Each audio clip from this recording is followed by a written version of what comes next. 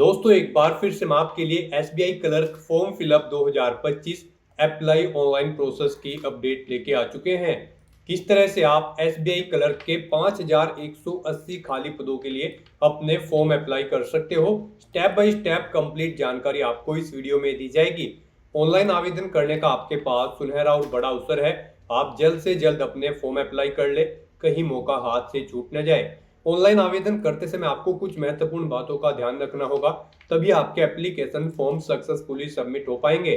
आवेदन करते समय आप अपनी क्वालिफिकेशन की डिटेल किस प्रकार से फिल करोगे, किस तरह से आप अपनी बेसिक इन्फो फिल करोगे, फोटोग्राफ लाइव फोटो आप किस प्रकार से कैप्चर करोगे, सिग्नेचर आपको कैसे और कितने केबी में अपलोड करने होंगे, कैसे आप सभी डिटेल फिल करोगे और अपने डॉक्यूमेंट्स कैसे और कितने केबी में आप अपलोड करोगे, फीस पेमेंट करते हुए रजिस्ट्रेशन से लेकर प्रिंट तक आपको किस प्रकार से अपना फॉर्म अप्लाई कर लेना होगा। कंप्लीट जानकारी के लिए आपको ये वीडियो शुरू से लेके एंड तक बिना स्किप किए हुए देखनी होगी। इस वीडियो को कंप्लीटली देखने पर ही आपके सभी सवाल और डाउट क्लियर होंगे। तो चलिए दोस्तों, बिना कोई वक्त गंवाए शुरू करते हैं एसबीआई क्लर्क फॉर्म फिलअप की पूरी जानकारी। फॉर्म भरने से पहले आपको सबसे पहले हमारी वेबसाइट आईएनडी सरकारी नौकरी के पेज पर विजिट करना होगा, जिसका लिंक आपको नीचे description plus first comment box में मिल जाएगा। और हमारे इस पेज पर विजिट करके आप यहां से एसबीआई क्लर्क का फॉर्म अप्लाई कर सकते हो। स्टेट बैंक ऑफ इंडिया, भारतीय स्टेट बैंक एसबीआई के अंतर्गत जूनियर एसोसिएट क्लर्क की भर्ती निकली हुई है। जूनियर एसोसिएट कस्टमर सपोर्ट और सेल्स के लिए यहाँ पर 5180 वैकेंसीज है। दोस्तों इस वीडियो में आगे बढ़े उससे पहले आज हम बात करने वाले हैं SBI clerk junior associates 2025 exam preparation की बेस्ट बुक के बारे में, जो कि दिशा पब्लिकेशन की है। ये एक अल्टीमेट गाइड है आप सभी कैंडिडेट्स के लिए। इसमें यहाँ पर प्री और मेन एग्जाम के प्रीवियस ईयर क्वेश्चन पेपर्स का पूरा सेट आपको प्रोवाइड कराया जा रहा है। 47 यहाँ पर चैप्टर है, 4250 से ज्यादा मल्टीपल चॉइस क्वेश्चन यहाँ पर इस बुक में कवर किए जा रहे हैं। फुल्ली सोल्व पेपर्स यहाँ पर आपके लिए इस बुक में आपको प्रोवाइड कराए जा रहे हैं। यहाँ पर आपको थ्योरी के साथ साथ एग्जाम्पल्स भी प्रोवाइड कराए जा रहे हैं। यहाँ पर इस गाइड में आपको नए चैप्टर ड्राइंग इंटरफेस के साथ भी प्रोवाइड कराए जा रहे हैं। साथ ही साथ यहाँ पर आपको state bank of India clerk के प्री और मेन एग्जाम के पिछले 21 साल के सोल्ड पेपर्स का सेट भी यहाँ पर प्रोवाइड कराया जा रहा है, जो कि 2009 से 2025 तक का है। यहाँ पर इसमें आपके 8 प्री और 13 मेन एग्जाम के सोल्ड पेपर्स का सेट आपको प्रोवाइड कराया जा रहा है। गाइस यहाँ पर अगर आप state bank of India clerk 2025 के एग्जाम में पार्टिसिपेट करने जा रहे हो तो आपके लिए ये गाइड और ये प्रीवियस ईयर के सोल्ड पेपर के सेट हर हाल में बेस्ट है और अन्य बुकों और प्रीवियस ईयर पेपर सेट से। इस बुक और इन सोल्ड पेपर्स को परचेज करने के लिए लिंक आपको इस वीडियो के डिस्क्रिप्शन बॉक्स में मिल जाएंगे, जिन पर क्लिक करके आप इस बुक और in previous year sold papers को परचेज करके अपनी प्रिपरेशन कर सकते हो। गाइस हमने भी इस बुक और in previous year sold papers को चेकआउट किया है, ये आपके लिए हर हाल में बेस्ट है। और अन्य से अगर यहाँ पर आप state bank of India clerk pre और मेन एग्जाम के लिए अपनी प्रिपरेशन करने जा रहे हो तो करें अपनी तैयारी को पक्का दिशा पब्लिकेशन की इस बुक और इन सोल्ड पेपर्स के सेट के साथ। तो जैसा कि हम बात कर रहे थे state bank of India clerk की इस भर्ती के बारे में, तो यहाँ पर डेट्स की अगर बात करें तो लास्ट डेट ऑनलाइन आवेदन करने की 26 अगस्त 2025 है। 24,050 से 64,480 सैलरी है प्रति माह के लिए। बैचलर डिग्री यानी कि ग्रेजुएशन डिग्री से आप अप्लाई कर सकते हो। 20 से 28 वर्ष आयु सीमा है। फीस जनरल ओबीसी डब्ल्यूएस के लिए 750 है। SC ST PH के लिए फीस जमा नहीं करनी होगी। Online debit card, credit card, net banking से आप फीस पेमेंट कर सकते हो। सिलेक्शन होगा phase 1 pre examination, phase 2 main examination के आधार पे। ऑनलाइन आप अप्लाई कर सकते हो, ऑल इंडिया से अप्लाई कर सकते हो। sbi.co.in इसकी ऑफिशियल वेबसाइट है, जिससे आप ऑनलाइन आवेदन कर सकते हो। इंपोर्टेंट लिंक सेक्शन के अंतर्गत ऑफिशियल नोटिफिकेशन पीडीएफ लिंक पर क्लिक करके आप इसकी पीडीएफ डाउनलोड कर सकते हो। State bank of India SBI की ये ऑफिशियल पीडीएफ है क्लर्क जूनियर एसोसिएट पोस्ट के लिए। यहाँ पर 26 अगस्त तक आवेदन चलेंगे। सबसे पहले आप यहाँ पर सर्कल वाइज, स्टेट वाइज, यहाँ पर कैटेगरी वाइज वैकेंसीज की कंप्लीट डिटेल चेकआउट कर सकते हो। स्क्रॉल डाउन करते हुए 5180 टोटल वैकेंसीज यहाँ पर निकली है, वो आप यहाँ से देख सकते हो। उसके बाद में कुछ इंपोर्टेंट इंस्ट्रक्शंस दिए गए हैं। क्वालिफिकेशन की डिटेल आपको यहाँ पर मिल जाएगी। यहाँ पर आपको एजुकेशनल क्वालिफिकेशन की डिटेल दी गई है। उसके बाद में एलिजिबिलिटी क्राइटेरिया के अंतर्गत एज लिमिट की जानकारी आपको यहाँ पर दी गई है। ओबीसी के लिए जिस तरह से 3 साल की आयु सीमा में छूट है, SC/ST के लिए 5 साल, PWBD जनरल EWS के लिए 10 साल, इसी तरह से सभी कैटेगरी के लिए एज रिलैक्सेशन आप यहाँ से चेकआउट कर सकते हो। उसके बाद में यहाँ पर स्क्रॉल डाउन करोगे तो आपको प्री एग्जामिनेशन का पैटर्न दिया गया है, साथ ही साथ यहाँ पर मेन एग्जामिनेशन का भी आपको ये पूरा पैटर्न दे दिया गया है। और यहाँ पर आपको एग्जामिनेशन सेंटर की state wise all over India के अंतर्गत लिस्ट दे दी गई है। तो यहाँ पर आपको सिलेबस भी डिटेल में सब्जेक्ट वाइज प्रोवाइड करा दिया गया है। अप्लाई करते समय आपको यहाँ पर किस प्रकार से अपने डॉक्यूमेंट, फोटोग्राफ, सिग्नेचर और कितने केबी में अपलोड करने होंगे, क्या आपकी सैलरी डिटेल रहेगी, सभी इंस्ट्रक्शंस आपको इस पीडीएफ में मिल जाएंगे। तो ऑनलाइन आवेदन करने से पहले आपको ये ऑफिशियल नोटिफिकेशन की पीडीएफ पूरा पढ़ना अनिवार्य है। इसको पूरा पढ़ने से आपके सभी सवाल और डाउट क्लियर होंगे। पीडीएफ रीड आउट करने के बाद में आपको अप्लाई ऑनलाइन लिंक पर क्लिक करना होगा, तो आपके सामने ऑनलाइन आवेदन करने का ये ऑफिशियल पोर्टल ओपन हो जाएगा। गाइस, यहाँ पर अगर आपने पहले से रजिस्ट्रेशन कर रखा है तो आपको अपना रजिस्ट्रेशन नंबर एंटर करना है, अपना पासवर्ड आपको एंटर करना है, ये कैप्चा कोड आपको यहाँ पर एंटर करना है और उसके बाद आपको सबमिट के ऑप्शन पर क्लिक करते हुए अपने डैशबोर्ड में लॉगिन करके अपना फॉर्म अप्लाई कर लेना है। और अगर आप इस भर्ती के लिए फर्स्ट टाइम अप्लाई करने जा रहे हो तो सबसे पहले यहाँ पर आपको अपना रजिस्ट्रेशन करना होगा। उसके लिए आपको click here for new registration की टैब दी गई है, आप इस पर क्लिक करें, आपके सामने रजिस्ट्रेशन का फॉर्म ओपन हो जाएगा। यहाँ पर आपको अपनी बेसिक इन्फॉर्मेशन प्रोवाइड करते हुए अपना रजिस्ट्रेशन कंप्लीट करना होगा। सबसे पहले यहाँ पर आपको अपना फर्स्ट नेम एंटर करना है, उसके बाद उसे एक बार फिर से एंटर करके कंफर्म कर लेना है। मिडिल नेम, लास्ट नेम है तो वो आप एंटर कर दे, नहीं है तो इन कॉलम्स को खाली छोड़ दें। फिर यहाँ पर आपको अपना मोबाइल नंबर एंटर करना है, उसे एक बार फिर से एंटर करके कंफर्म कर लेना है। कोई अल्टरनेट मोबाइल नंबर है तो वो आप एंटर कर दे, नहीं है तो इस कॉलम को खाली छोड़ दे। फिर यहाँ पर आपको अपनी ईमेल आईडी के शुरू के कैरेक्टर एंटर करने हैं @ से पहले, और फिर यहाँ पर आपको @ डोमेन इधर से सिलेक्ट कर लेना है जिस डोमेन पर आपकी ईमेल आईडी है। उसके बाद गाइस यहाँ पर आपको अपनी email ID, complete email ID type करनी है, ये कैप्चा कोड यहाँ पर एंटर करना है और सेव एंड नेक्स्ट के ऑप्शन पर क्लिक कर देना है। नेक्स्ट आपके सामने कुछ इस तरह से इंटरफेस ओपन होगा। यहाँ पर आपको एक रजिस्ट्रेशन नंबर और पासवर्ड प्रोवाइड कर दिया गया है। ये रजिस्ट्रेशन नंबर और पासवर्ड आपके रजिस्टर्ड मोबाइल नंबर और ईमेल आईडी पर भी सबमिट कर दिया गया है। आपको इन्हें केयरफुली नोट डाउन करके रख लेना है फ्यूचर यूज के लिए। और यहाँ पर गाइड अब आपको अपना फोटो अपलोड करना है, लाइव फोटो कैप्चर करना है और अपने सिग्नेचर यहाँ पर आपको अपलोड कर देने हैं। इनके लिए यहाँ पर आपको गाइडलाइन दी गई है, आप guideline for scanning the photograph and signature के इस लिंक पर क्लिक करें, आपके सामने ये पीडीएफ ओपन होगी। यहाँ से आप चेकआउट कर सकते हो। आपका जो फोटो होगा जो आपको अपलोड करना है वो यहाँ पर उसका साइज 4.5 सेंटीमीटर इंटू 3.5 सेंटीमीटर होना चाहिए और यहाँ पर ये 20 KB से 50 KB के बीच में फाइल का साइज होना चाहिए। JPG या फिर JPEG फॉर्मेट में आपका फोटो होना चाहिए और जो आपके सिग्नेचर होंगे वो यहाँ पर 10 से 20 KB के बीच में होने चाहिए। डायमेंशन उनकी 140 × 60 पिक्सल होनी चाहिए। यहाँ पर आपके सिग्नेचर को आपको कैपिटल लेटर्स में नहीं करना है, ब्लैंक इंक पेन से आपको एक वाइट पेपर पर अपने सिग्नेचर करने होंगे। और जो आप फोटो कैप्चर करेंगे उसे कैप्चर करते हुए आपको कुछ चीज़ों का ध्यान रखना है। जब आप अपना फोटो कैप्चर करेंगे आपको सीधा कैमरे की तरफ देखना है और अपने चेहरे पर आपको कोई मास्क या फिर कोई सनग्लासेस नहीं पहनने हैं, साथ ही आपको कानों में कोई ईयरफोन्स वगैरह नहीं लगाने हैं। तो इस तरह से आपको इन गाइडलाइंस को ध्यान में रखते हुए अपने डॉक्यूमेंट्स यहाँ पर आपको अपलोड करने हैं। फोटो अपलोड करने के लिए यहाँ पर आपको चूज फाइल के इस ऑप्शन पर क्लिक करना है, फाइल को सिलेक्ट कर लेना है और अपना फोटो यहाँ पर आपको अपलोड कर देना है। फिर यहाँ पर आप अपने वेब कैमरा के थ्रू अपना फोटो कैप्चर कर सकते हैं, लाइव फोटो, या फिर गाइस यहाँ पर आपको ये QR कोड दिया गया है। यहाँ पर आप क्लिक हियर टू स्कैन के ऑप्शन पर क्लिक करें, इस QR कोड को अपने मोबाइल फोन से स्कैन करें किसी भी QR कोड एप्लीकेशन को रीड करने वाली एप्लीकेशन के थ्रू और फिर वहाँ पर लिंक पर क्लिक करते हुए आप अपना लाइव फोटो यहाँ पर कैप्चर करके यहाँ पर उसे सेट कर दें। उसके बाद यहाँ पर आई कन्फर्म के चेकबॉक्स को आपको ओके करना है। फिर आपको अपने सिग्नेचर यहाँ पर आप अपलोड करने हैं, उसके लिए भी आपको चूज फाइल के इस ऑप्शन पर क्लिक करना है, फाइल को सिलेक्ट कर लेना है और अपने सिग्नेचर भी यहाँ पर आपको अपलोड कर देने हैं। फिर आपको इस चेकबॉक्स को ओके करना है। यहाँ पर अगर आपके फोटो और सिग्नेचर की फाइल का साइज कम या ज़्यादा ज़्यादा है, दी गई रिक्वायरमेंट के अकॉर्डिंग नहीं है। तो यहाँ पर अब आपको इंटरनेट ब्राउज़र पर जाना है, वहाँ पर आपको गूगल में जाकर टाइप करना है image resizer. Multiple online website open होगी, किसी भी वेबसाइट को आप ओपन करें और वहाँ पर अपना जो भी डॉक्यूमेंट का साइज आपको दी गई रिक्वायरमेंट के अकॉर्डिंग सेट करना है उसे वहाँ पर आप अपलोड कर लें और फिर आप दी गई गाइडलाइन के अकॉर्डिंग उसका साइज सेट करके उसे डाउनलोड करके फिर यहाँ पर आप अपलोड कर दें। इस तरह से यहाँ पर अपना फोटो और सिग्नेचर अपलोड करने के बाद फिर आपको नेक्स्ट के इस ऑप्शन पर क्लिक कर देना है। नेक्स्ट आपके सामने कुछ इस तरह से इंटरफेस ओपन होगा। अब यहाँ पर आपको अपनी बेसिक डिटेल देनी है। यहाँ पर सबसे पहले आपको अपना सर्कल सेलेक्ट कर लेना है।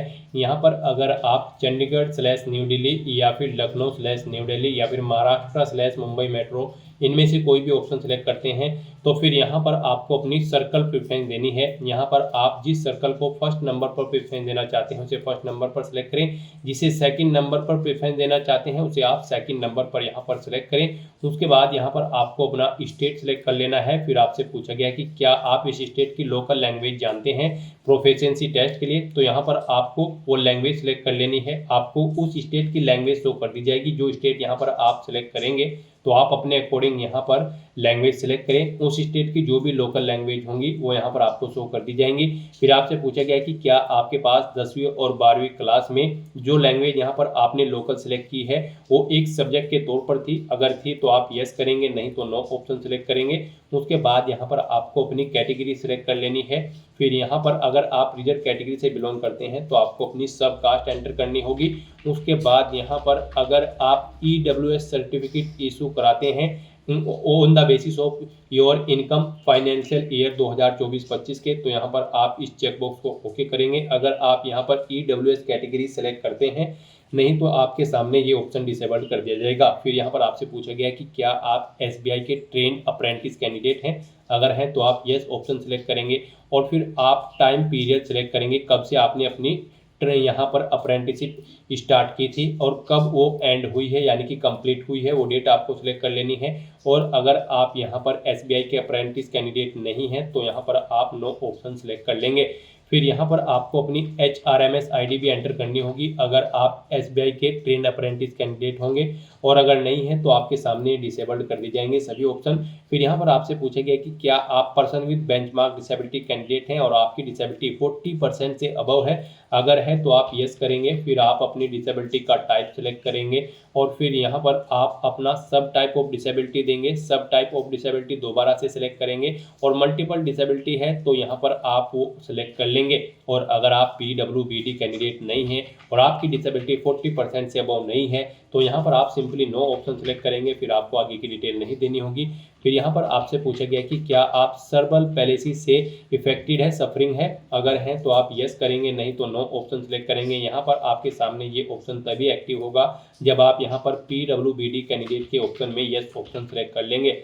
फिर गाइज यहाँ पर आपसे पूछा गया है कि क्या यहाँ पर आपको स्क्राइब की ज़रूरत पड़ेगी, अगर आप PWD कैंडिडेट होंगे तो यहाँ पर आप यस या नो अपने अकॉर्डिंग ऑप्शन सेलेक्ट करेंगे। उसके बाद यहाँ पर आपसे पूछा गया कि क्या आप person with specified disability cover करना चाहते हैं under the definition of section 2, अगर चाहते हैं तो यस करेंगे और फिर आप उसकी डिटेल देंगे, नहीं चाहते हैं तो आप नो ऑप्शन सेलेक्ट कर लेंगे। फिर यहाँ पर गाइज आपको अपना रिलीजन सेलेक्ट कर लेना है। उसके बाद यहाँ पर आप माइनॉरिटी कम्युनिटी के अंतर्गत आते हैं तो यस करेंगे, नहीं तो नो ऑप्शन सेलेक्ट करेंगे।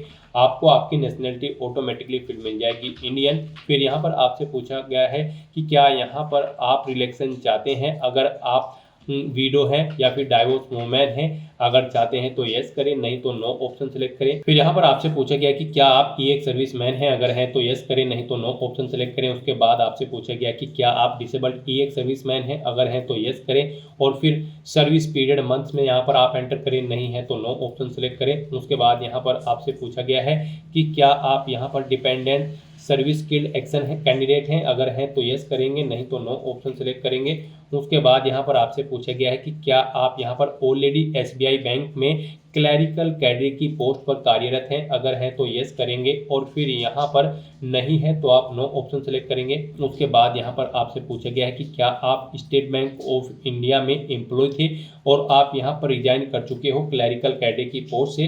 गाइस यहाँ पर अगर आप एम्प्लॉय थे और आप रिजाइन कर चुके हैं तो आप यस करेंगे और आप एम्प्लॉय नहीं थे तो आप यहाँ पर नो ऑप्शन सेलेक्ट कर लेंगे। फिर यहाँ पर आपसे पूछा गया कि क्या आपका कोई डिफॉल्ट रिकॉर्ड है यहाँ पर लोन या क्रेडिट कार्ड पे करते हुए, अगर है तो आप यस करेंगे, नहीं तो नो ऑप्शन सेलेक्ट करेंगे। फिर यहाँ पर आपसे पूछा गया है कि क्या आपके कैरेक्टर को लेकर आपकी कोई रिपोर्ट की गई है, अगर की गई है तो आप यस करेंगे और नहीं की गई है तो यहाँ पर आप नो ऑप्शन सेलेक्ट कर लेंगे। उसके बाद यहाँ पर आपको अपना स्टेट सेलेक्ट कर लेना है प्री एग्जाम के लिए। जहां पर आप प्री एग्जाम में अपना सेंटर लेना चाहते हैं तो प्री एग्जाम के लिए पहले यहां पर आप स्टेट सेलेक्ट करें, उसके बाद यहां पर आपको स्टेट कोड शो कर दिया जाएगा। फिर यहां पर आपको अपना प्री एग्जाम के सेंटर सेलेक्ट कर लेने हैं।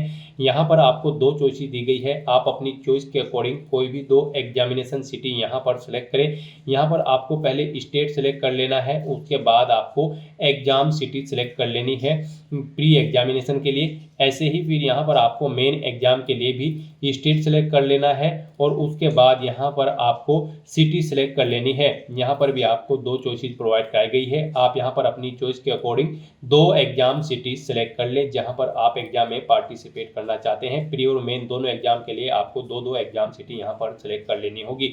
फिर यहाँ पर आप एग्जाम के टाइम कौन सी अपनी आईडी लेकर जाएंगे अपने साथ, तो यहाँ पर आपको ये इस चेकबॉक्स को ओके करना है। फिर आपको अपना आईडी प्रूफ सेलेक्ट कर लेना है, जैसे कि पासपोर्ट या फिर आधार कार्ड या फिर पैन कार्ड या फिर ड्राइविंग लाइसेंस।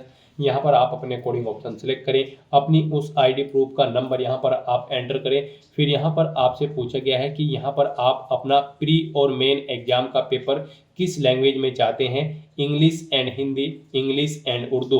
आपके स्टेट की लोकल लैंग्वेज के अकॉर्डिंग यहाँ पर आपको ऑप्शन शो होंगे, आप अपने अकॉर्डिंग ऑप्शन सेलेक्ट करें जिस लैंग्वेज में यहाँ पर आप अपना एग्जाम पेपर चाहते हैं। फिर यहाँ पर आपको अपनी डेट ऑफ बर्थ सेलेक्ट कर लेनी है, पहले डे फिर मंथ और फिर ईयर। उसके बाद आपको अपना जेंडर सेलेक्ट करना है। फिर आपसे पूछा गया है कि क्या आपके जुड़वा भाई बहन हैं, अगर हैं तो आप यस करें, उनका जेंडर सेलेक्ट करें, उनका नाम यहाँ पर आप दें, नहीं है तो यहाँ पर आप नो ऑप्शन सेलेक्ट करेंगे। ये ऑप्शन आगे के आपके सामने डिसेबल्ड कर दी जाएंगे। फिर आपको अपना मैरिटल स्टेटस यहाँ पर सेलेक्ट करना है, आप मैरिड हो या फिर अनमैरिड या फिर विडो या फिर डाइवोर्स, आप अपने अकॉर्डिंग ऑप्शन सेलेक्ट करें। अपना आधार कार्ड नंबर यहाँ पर आप एंटर करें और फिर यहाँ पर क्या आप अपना आधार वेरिफिकेशन के लिए सहमति प्रदान करते हैं, तो उसके लिए यहाँ पर आपको येस या नो ऑप्शन सेलेक्ट कर लेना है। उसके बाद यहाँ पर गाइड आपको अपने फादर का नाम एंटर करना है।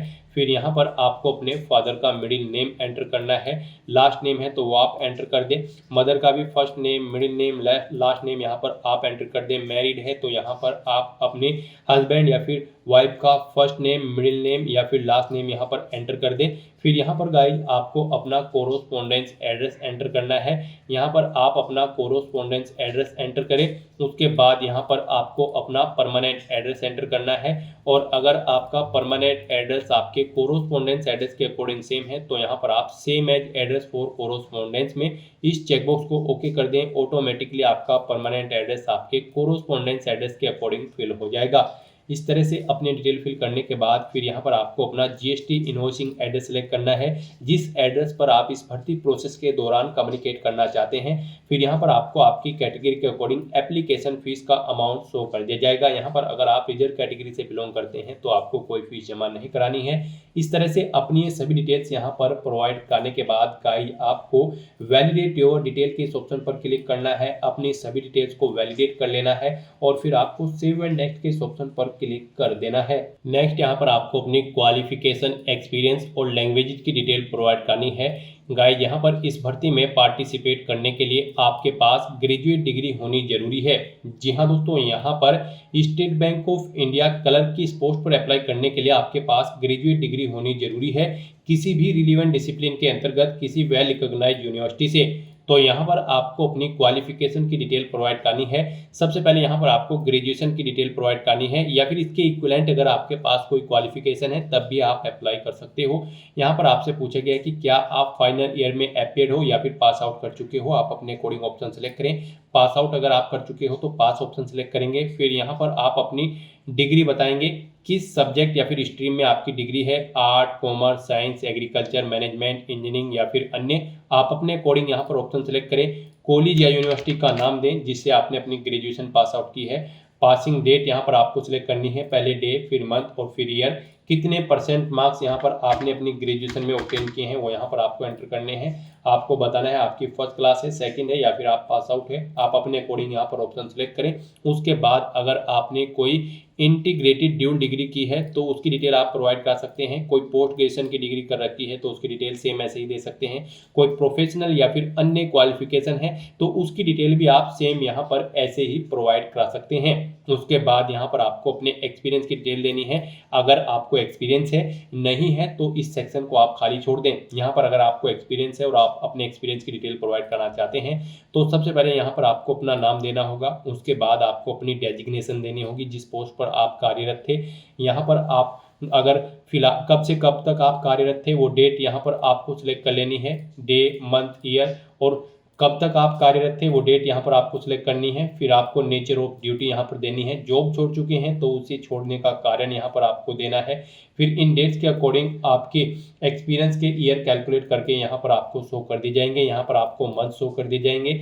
इस तरह से अपने डिटेल प्रोवाइड करने के बाद आपको ऐड के इस ऑप्शन पर क्लिक करना है, ऐड मोर के। अगर आपको एक से ज़्यादा जगह वर्किंग एक्सपीरियंस है तो आप ऐड मोर के इस ऑप्शन पर क्लिक करें। सेम ऐसी ही एक और रो यहाँ पर आपको शो होगी, उसमें आप अपने एक्सपीरियंस की डिटेल प्रोवाइड करा दें। इस तरह से आप अपने एक्सपीरियंस की डिटेल यहाँ पर प्रोवाइड कर सकते हैं। उसके बाद यहाँ पर आपसे पूछा गया है कि क्या यहाँ पर आप प्री एग्जाम ट्रेनिंग लेने के इच्छुक हैं। अगर आप SC, ST, OBC, EX, DIS, XS, DXS या फिर PWBD कैंडिडेट हैं, अगर हैं तो आप यस करेंगे और फिर स्टेट सेलेक्ट करेंगे जिस स्टेट में यहाँ पर आप ट्रेनिंग लेना चाहते हैं, और फिर यहाँ पर आप एग्जामिनेशन सेंटर सेलेक्ट करेंगे, ट्रेनिंग एग्जामिनेशन सेंटर सेलेक्ट करेंगे। और अगर आप प्री एग्जाम ट्रेनिंग नहीं लेना चाहते हैं तो यहाँ पर आप नो ऑप्शन सेलेक्ट करेंगे। आगे की डिटेल फिर आपको डिसेबल कर दी जाएगी। फिर यहाँ पर आपको अपनी लैंग्वेज की डिटेल प्रोवाइड करानी है। यहाँ पर आपको आपने जो स्टेट सेलेक्ट किया है, सर्कल सेलेक्ट किया है, उसकी लोकल लैंग्वेज आपको ऑटोमेटिकली फिर मिलेगी। इसे आपको रीड, राइट और स्पीक आना जरूरी है। उसके बाद आप जो भी लैंग्वेज जानते हैं जैसे कि इंग्लिश या फिर उर्दू या फिर कोई अन्य लैंग्वेज जो भी आप जानते हैं वो यहाँ पर आप एंटर करें और उसके बारे में बताएं। आप उसे रीड, राइट, स्पीक जो भी करना जानते हैं। इस तरह से यहाँ पर आपको अपनी क्वालिफिकेशन की डिटेल प्रोवाइड करा देनी है, फिर आपको अपने एक्सपीरियंस की डिटेल देनी है और फिर आपको अपनी लैंग्वेज की डिटेल प्रोवाइड करा देनी है। अपनी ये सभी डिटेल्स प्रोवाइड कराने के बाद फिर आपको वैलिडेट योर डिटेल के इस ऑप्शन पर क्लिक करके अपनी सभी डिटेल्स वैलिडेट कर लेनी है और फिर आपको सेव एंड नेक्स्ट के इस ऑप्शन पर क्लिक कर देना है। नेक्स्ट, पीछे आपने जो अब तक डिटेल प्रोवाइड कराई है उसका पूरा प्रीव्यू आपको शो कर दिया गया है। आपको सभी डिटेल्स केयरफुली चेकआउट करनी है, पेज को नीचे स्क्रॉल डाउन करना है, डिक्लेरेशन सेक्शन में आना है, आई एग्री के चेक बॉक्स को ओके करना है और यहाँ पर आपसे पूछा गया है कि क्या आप कंफर्म करते हैं जो नाम आपने प्रोवाइड कराया है वो यहाँ पर आपके आईडी प्रूफ से मैच करता है, तो आपको इस चेक बॉक्स को ओके कर देना है। और अगर आपके नाम में कोई चेंज है तो यहाँ पर आपको एग्जाम टाइम के दौरान अपने चेंज नेम के लिए डॉक्यूमेंट प्रूफ शो करना होगा। उसके लिए आपको यहाँ पर इस ऑप्शन को सिलेक्ट करना होगा और अगर यहाँ पर आपका नाम बिल्कुल ओके है आपके आईडी प्रूफ के अकॉर्डिंग तो यहाँ पर आपको इसे ओके नहीं करना है। फिर उसके बाद गाइस यहाँ पर अगर आपके एप्लीकेशन फॉर्म में कोई मिस्टेक है तो आप बैक बटन पर क्लिक करके एडिट कर सकते हो और अगर सभी चीज़ें ओके हैं तो यहाँ पर अब आपको कंप्लीट रजिस्ट्रेशन के इस ऑप्शन पर क्लिक कर देना है। नेक्स्ट, यहाँ पर आपको अपना लेफ्ट थंब इम्प्रेशन और handwritten declaration document upload करना है। उसके लिए भी आपको गाइडलाइन दी गई है। आप गाइडलाइन फॉर डॉक्यूमेंट अपलोड के इस लिंक पर क्लिक करें। यहाँ पर आपके सामने यही PDF ओपन होगी, यहाँ से आप चेकआउट कर सकते हो। आपका जो लेफ्ट थंब इम्प्रेशन होगा वो यहाँ पर आपको एक वाइट पेपर पर ब्लैक या फिर ब्लू इंक से करना है और उसका फॉर्मेट आपकी फाइल का JPG या फिर JPEG होना चाहिए। डायमेंशन यहाँ पर आपके जो लेफ्ट थंब इम्प्रेशन की होगी वो 240 × 240 पिक्सल में होनी चाहिए। फाइल का साइज आपकी इसकी 20 KB से 50 KB के बीच में होना चाहिए और जो आपका हैंड रिटन डिक्लेरेशन डॉक्यूमेंट है वो आपको इंग्लिश में टाइप करना है व्हाइट पेपर पर ब्लैंक इंक पेन से। फाइल का टाइप यहाँ पर JPG या फिर JPEG होना चाहिए। डायमेंशन उसकी 10 सेंटीमीटर × 5 सेंटीमीटर विड्थ और हाइट होनी चाहिए। 50 KB से 100 KB के बीच में आपकी इस फाइल का साइज होना चाहिए। तो इन गाइडलाइंस को ध्यान में रखते हुए आपको अपने डॉक्यूमेंट अपलोड करने हैं। उसके लिए आपको चूज फाइल के ऑप्शन पर क्लिक करना है, फाइल्स को सिलेक्ट कर लेना है और 1 बाय 1 करके अपना थंब इम्प्रेशन और हैंड रिटन डिक्लेरेशन डॉक्यूमेंट यहाँ पर आपको अपलोड कर देने हैं। फिर आपको ये कैप्चा कोड इस बॉक्स में एंटर करना है और उसके बाद आपको यहाँ पर सेव एंड नेक्स्ट के ऑप्शन पर क्लिक कर देना है। इस तरह से यहाँ पर आपका एप्लीकेशन फॉर्म सक्सेसफुली सबमिट हो चुका है। अगर आप रिजर्व कैटेगरी से बिलोंग करते हो, अब यहाँ पर आपको प्रिंट एप्लीकेशन के ऑप्शन पर क्लिक करके अपने एप्लीकेशन फॉर्म का एक हार्ड कॉपी प्रिंट आउट ले लेना है फ्यूचर यूज के लिए, फ्यूचर रेफरेंस के लिए। और गाइस यहाँ पर अगर आप रिजर्व कैटेगरी से बिलोंग नहीं करते हैं तो आपको यहाँ पर पहले अपना फीस पेमेंट करना होगा। यहाँ पर अगर आप जनरल, ओबीसी या फिर ईडब्ल्यूएस कैंडिडेट हैं तो आपको 750 रुपये फीस के रूप में जमा कराने होंगे, जो कि आप ऑनलाइन मोड में debit card, credit card, net banking या फिर यूपीआई के माध्यम से जमा करा सकते हो। और अगर आप SC, ST, PH कैंडिडेट हैं तो आपको फीस जमा नहीं करानी है, आपका फॉर्म सबमिट हो चुका है। तो दोस्तों ऐसे आप state bank of India colour के 5180 खाली पदों को भरने के लिए अपना फॉर्म अप्लाई कर सकते हो बिना कोई मिस्टेक किए हुए। आज की इस वीडियो में बस इतना ही। आई होप ये वीडियो आपको पसंद आई होगी। अगर पसंद आई हो तो इसे लाइक और शेयर करें। चैनल पर नए हो तो इसे सब्सक्राइब कर लें। Thanks for watching.